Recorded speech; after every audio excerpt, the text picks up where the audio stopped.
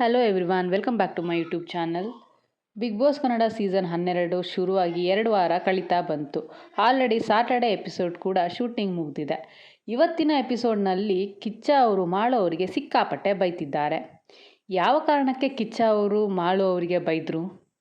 ಮಾಳು ಅವರು ಮಾಡಿದ ಯಾವ ತಪ್ಪಿಂದ ಸ್ಪಂದನ ಅವರಿಗೆ ಅನ್ಯಾಯ ಆಯಿತು ಅಂತ ಈ ವಿಡಿಯೋದಲ್ಲಿ ತಿಳಿಸ್ತೀನಿ. ಈ ವಿಡಿಯೋನ ಪೂರ್ತಿಯಾಗಿ ನೋಡಿ. ಹಾಗೆ ಈ ವಿಡಿಯೋ ಇಷ್ಟ ಆದರೆ ಲೈಕ್ ಮಾಡಿ, ಶೇರ್ ಮಾಡಿ ಮತ್ತು ನಮ್ಮ ಚಾನಲ್ನ ಸಬ್ಸ್ಕ್ರೈಬ್ ಮಾಡೋದನ್ನ ಮರಿಬೇಡಿ.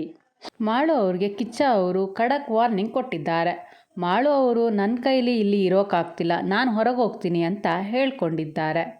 ಅದೇ ಕಾರಣಕ್ಕೆ ಕಿಚ್ಚ ಅವರು ಸಿಕ್ಕಾಪಟ್ಟೆ ಅವ್ರಿಗೆ ಬೈದಿದ್ದಾರೆ. ಇದೇ ಕಾರಣನ ತೆಗೆದುಕೊಂಡು ಮನೆಯವರೆಲ್ಲ ನಾಮಿನೇಷನ್ ಪ್ರಕ್ರಿಯೆಯಲ್ಲಿ ಮಾಲು ಮತ್ತು ಸ್ಪಂದನ ಅವ್ರನ್ನ ಈ ವಾರ ನಾಮಿನೇಟ್ ಮಾಡಿದ್ದಾರೆ. ಸಪೋಸ್ ಮಾಲು ಅವರು ಹೊರಗೆ ಹೋದರೆ ಅವ್ರ ಜೊತೆ ಇರೋ ಸ್ಪಂದನ ಅವರು ಕೂಡ ಹೊರಗೆ ಹೋಗ್ತಾರೆ. ಮಾಳು ಅವರಿಂದ ಪಕ್ಕದಲ್ಲಿರೋ ಸ್ಪಂದನ ಅವರಿಗೂ ಕೂಡ ತೊಂದರೆ ಕೊಟ್ಟಂಗೆ ಆಗ್ತಿದೆ. ಯಾರೋ ಮಾಡಿದ ತಪ್ಪಿಗೆ ಯಾರೋ ಶಿಕ್ಷೆ ಅನುಭವಿಸ್ದಂಗೆ ಆಯಿತು. ನಮ್ಮ ಕರ್ನಾಟಕದಲ್ಲಿ ಎಷ್ಟೋ ಜನ ಬಿಗ್ ಬಾಸ್ ಹೋಗೋಕ್ಕೆ ನಮಗೂ ಚಾನ್ಸ್ ಸಿಗುತ್ತಾ ಅಂತ ಕಾಯ್ತಾ ಕೂತಿದ್ದಾರೆ. ಆದರೆ ಮಾಳು ಅವರು ಸಿಕ್ಕಿರೋ ಚಾನ್ಸ್ನ ಮಿಸ್ ಮಾಡ್ಕೊಳ್ಳೋಕ್ಕೆ ರೆಡಿಯಾಗಿದ್ದಾರೆ. ಇವರ ಕೈಲಿ ಆಗಲ್ಲ ಅಂದಿದ್ದರೆ ಮನೆ ಒಳಗೆ ಬರಲೇಬಾರ್ದಿತ್ತು. ಅಟ್ಲೀಸ್ಟ್ ಬೇರೆಯವರಿಗಾದರೂ ಚಾನ್ಸ್ ಸಿಗ್ತಾಯಿತ್ತು.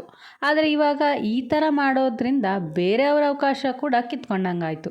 ಇವ್ರು ಹೋದರೆ ಪಾಪ ಸ್ಪಂದನ ಅವರು ಜೊತೆ ಇರೋದ್ರಿಂದ ಅವರೂ ಹೊರಗೆ ಹೋಗ್ತಾರೆ.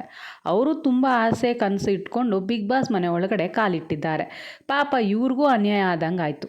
ಇದೇ ಕಾರಣಕ್ಕೆ ಕಿಚ್ಚ ಅವರು ಮಾಳುಗೆ ಖಡಕ್ ಕ್ಲಾಸ್ ತಗೋತಾರೆ ಅಂತ ನನಗನ್ನಿಸ್ತಾ ಇದೆ. ನಿಮಗೇನು ಅನ್ನಿಸ್ತಿದೆ? ಮಾಳು ಅವರು ಹೇಳಿದ್ದು ಸರಿನಾ? ಸ್ಪಂದನ ಅವರಿಗೆ ಇದರಿಂದ ನ್ಯಾಯ ಸಿಗುತ್ತಾ? ಕಿಚ್ಚ ಅವರು ಪಕ್ಕ ಕ್ಲಾಸ್ ತಗೋತಾರ? ನಿಮ್ಮ ಅಭಿಪ್ರಾಯ ಏನು ಅಂತ ಕಮೆಂಟ್ ಬಾಕ್ಸಲ್ಲಿ ತಿಳಿಸಿ. ಈ ವಿಡಿಯೋ ಇಷ್ಟ ಆಗಿದ್ದರೆ ಲೈಕ್ ಮಾಡಿ, ಶೇರ್ ಮಾಡಿ ಮತ್ತು ನಮ್ಮ ಚಾನಲ್ನ ಸಬ್ಸ್ಕ್ರೈಬ್ ಮಾಡ್ಕೊಳ್ಳಿ. ಮತ್ತಷ್ಟು ಅಪ್ಡೇಟ್ಸ್ಗಳ ಜೊತೆ ಮುಂದಿನ ವಿಡಿಯೋದಲ್ಲಿ ಸಿಗ್ತೀನಿ. ಅಲ್ಲಿವರೆಗೂ ಧನ್ಯವಾದಗಳು.